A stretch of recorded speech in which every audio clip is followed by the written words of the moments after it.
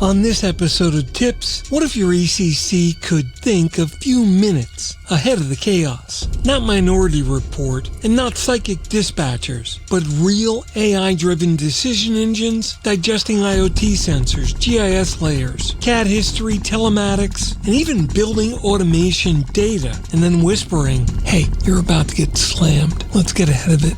We're moving from panic-based dispatch to predictive public safety. And honestly, it's about time. Stick around, because that's coming up next on TiPS, Today in Public Safety. Welcome to TiPS, Today in Public Safety, your go-to podcast for today's breaking stories and public safety news. Here's your host, Fletch, with today's tips. So picture this, a mall's HVAC sensors detect a rapid temperature rise in a maintenance corridor. A janitor badge swipe never registers.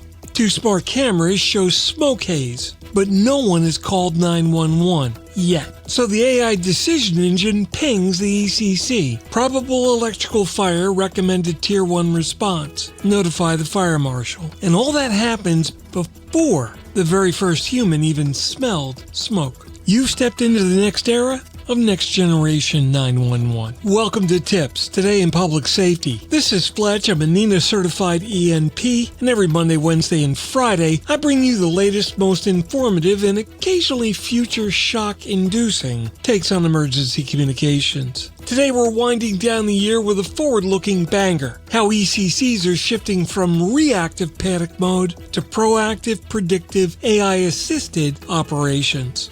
Now, this isn't sci-fi. This is next year, and you're absolutely going to want to hear this. All right, let's get into it. The ECC's got a problem. Too much data, not enough time. Your ECC already sits in the middle of the world's biggest info blizzard. CAD history, anti-alley, Z-axis, GIS map layers, smart building feeds, NAED protocol prompts, cameras and door sensors, traffic telemetry, weather model, vehicle telematics, panic apps, IoT alarms, all in the never-ending parade of portals that you've heard me rant about before. Like kids, every device is screaming for attention. But humans? We can only process about 3 to 5 high cognitive inputs at once. ECCs today operate like short-order cooks working in an aircraft hangar. Everything's coming at you hot, loud, chaotic, and most of the time at the worst possible moment. Enter the decision engine. The decision engine is your savior. It's sitting quietly in the background, blending all the AI inference, sensor fusion, behavioral models, predictive analytics, historical CAD patterns, GIS heat mapping, and the real-time IoT triggers. And it's taking all of that data and producing one clean, sane output. Here's what's happening. Here's what's likely next. Here's what you should consider doing now. Is this displacing or replacing dispatchers?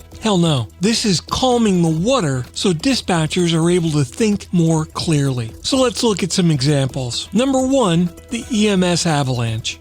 The historical data shows rainy Friday, active hockey rink, 2 nursing homes, opiate spikes after 4 p.m. The engine pings away and spits out prediction. EMS call volume will likely surge 17 to 24% in the next 90 minutes. Recommend positioning Medic 2 near midfield. Boom.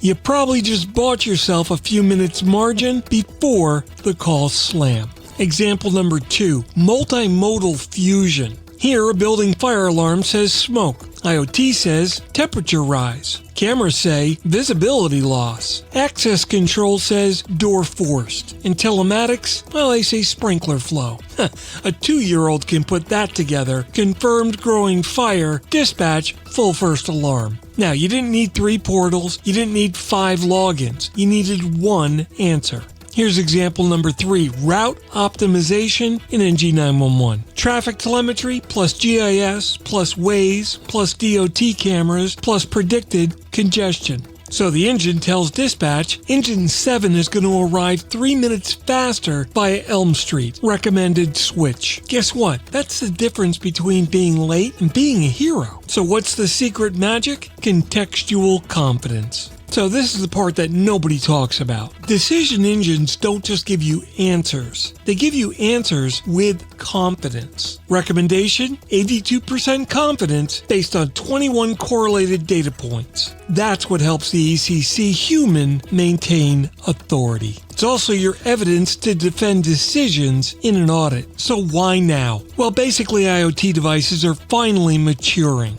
CAD vendors are finally realizing portals are a dead end. And because next-gen 911 data is exploding. Agencies are all exhausted, and believe it or not, predictive dispatching is already here in things like healthcare, military operations, airline routing, supply chain control towers, and insurance fraud detection. It's like the ECC is the last battlefield where we're still waiting for data instead of anticipating it. So the future ECC? Calm, not chaotic.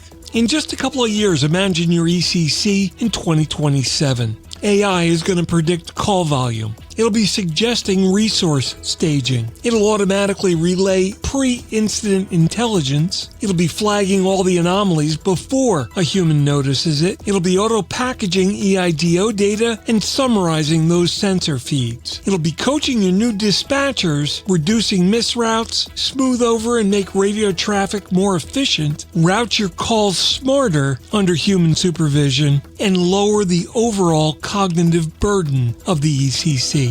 Bottom line, humans stay human, and AI handles the noise. This turns the ECC into a decision network, not a reaction center.